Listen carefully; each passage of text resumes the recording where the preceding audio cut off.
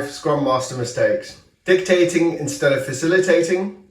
Neglecting to set expectations at the start. Overloading with process. Avoiding conflict. And ignoring continuous learning.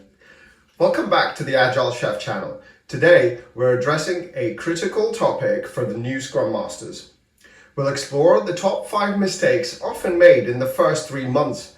But fret not, I'll be providing you with real-world solutions to help you steer in the right direction. Mistake number 1, dictating instead of facilitating. Imagine you're a new Scrum Master, and in your eagerness to lead, you start dictating every move to your team.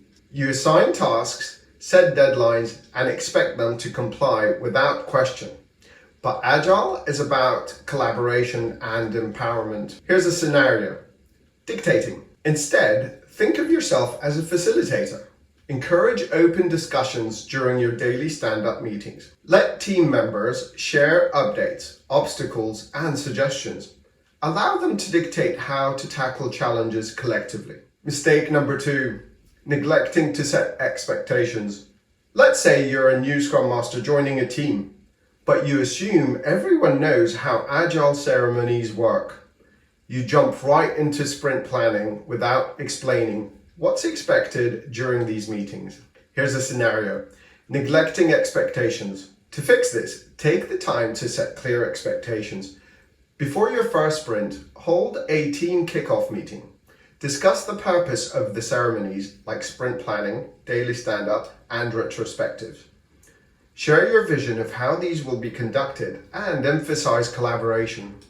Before we go into points 3, 4, and 5, please like and subscribe to the Agile Coach channel for more insights and tips on Agile practices. Mistake number 3, overloading with processes. You've just completed your Scrum Master training and you're eager to implement Agile practices. You introduce Scrum, Kanban, Lean, and a variety of other frameworks simultaneously to your team. They become overwhelmed. Here's the scenario. Overloading with processes.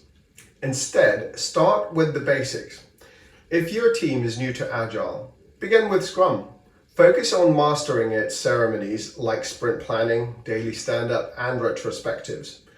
Once your team's comfortable, consider introducing additional practices that align with your team's specific needs. Mistake number 4, avoiding conflict. Imagine a situation where a conflict arises within your team during sprint planning. Team members have different opinions on how to approach a challenging user story, but you avoid addressing it to maintain harmony. To fix this, embrace conflict as an opportunity for growth. During sprint planning, encourage team members to express their opinions and concerns openly. Facilitate a discussion, help them find common ground, and ensure everyone's voice is heard. Mistake number 5, ignoring continuous learning. Let's say you've completed your initial Scrum Master training and you believe you've learned all there is to know. You don't invest in further learning or keeping up with the latest Agile trends. Instead, commit to lifelong learning.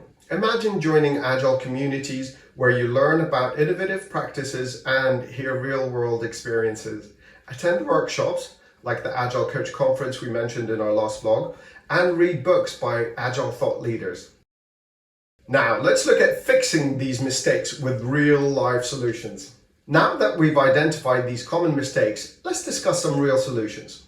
Solution number 1, embrace servant leadership. Instead of dictating, think of yourself as a servant leader. Empower your team to make decisions. Imagine you're working with a development team and they face an obstacle during a sprint. As a servant leader, you remove the obstacle, whether it's a technical issue or a process improvement. Solution number 2, communicate expectations clearly. To avoid neglecting expectations, hold a team kickoff meeting.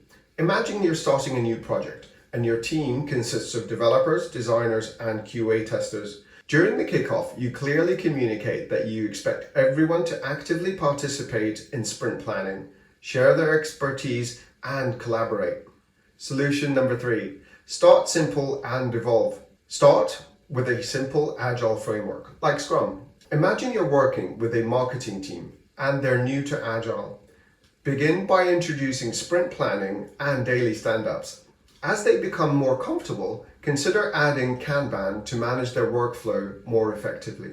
Solution number 4, facilitate constructive conflict. When conflict arises, embrace it. Imagine a scenario where your development team disagrees on the technical approach for a user story. As a Scrum Master, facilitate a discussion.